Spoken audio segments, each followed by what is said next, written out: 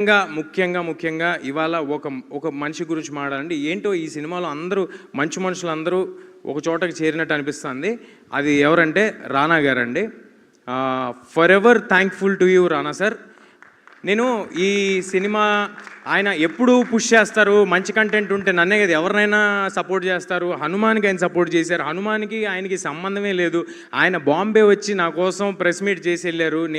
నేను ఆయనకి పెద్ద ఫ్రెండు కాదు, ఏమీ కాదు, జస్ట్ టీజరు ట్రైలరు చూసి అరే మీకు పెద్ద ప్లాట్ఫామ్ కావాలి, నేను సపోర్ట్ చేస్తానని చేశారు. అలాగే ఈ సినిమా ఏం చేస్తున్నామో తెలుసుకున్న తర్వాత మీ సినిమా కోసం నేనుంటా, మీకు ఏం కావాలని అడగండి, ఏదైనా చేస్తా అని ఎవ్రీ మూమెంట్ ప్రతిదీ ఫాలో అప్ చేస్తూ ప్రతిదానికి ఉన్నారు రానా గారు. ఆయనకి ఏ లాభం ఉండదండి, బట్ స్టిల్ సినిమా కోసం మంచి సినిమాలు ప్రజలకి చేరాలనే ఆయన తాపత్రయం తప్ప మరొకటి లేదు.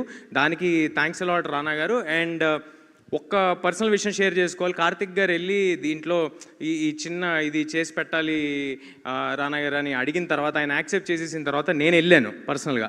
ఆ విషయం విశ్వ గారికి తెలుసో లేదో నాకు తెలియదు. నేను అడిగా, అన్న ఓకేనా, మేమేమైనా ఆబ్లిగేట్ చేస్తున్నామా, ఈ సినిమా నీకు ఏ విధంగానూ ఉపయోగపడదు కదా, అంటే ఎనీ విచ్ వే నీకు పర్సనల్గా ఉపయోగపడదు కదా అన్నాను. ఆయన ఏమన్నాడు తెలుసా అండి, మా పర్సనల్ మ్యాటరు, ఇది షేర్ చేసుకోవాల్సిన అవసరం లేదు, కానీ ఆయన ఎంత గొప్ప మాట అన్నాడు, ఆయనకి ఎంత గొప్ప మనసు ఉందో చెప్పాలని అంటున్నాను.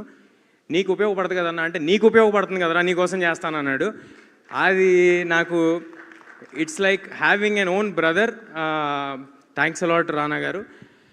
అండ్ మా సినిమాకి పనిచేసిన వంశీశేఖర్ గారు, #మీడియా, మీరు ఎప్పుడు ఫ్రంట్ రన్లో ఉండే వారియర్స్ లాగా పరిగెట్టి మీరు సినిమాని ఆడియన్స్ దగ్గరికి చేర్చడంలో ముందున్న వ్యక్తులు మీరు. Thanks a lot sir. మీతో నా కెరియర్ స్టార్టింగ్ నుంచి జర్నీ జరుగుతుంది. మరి ఎన్నో సినిమాలు చేయాలి, ఇలాంటి సక్సెస్లు మరి ఎన్నో మీతో కలిసి పంచుకోవాలని మనస్ఫూర్తిగా కోరుకుంటున్నాను. తేజు ఆల్సో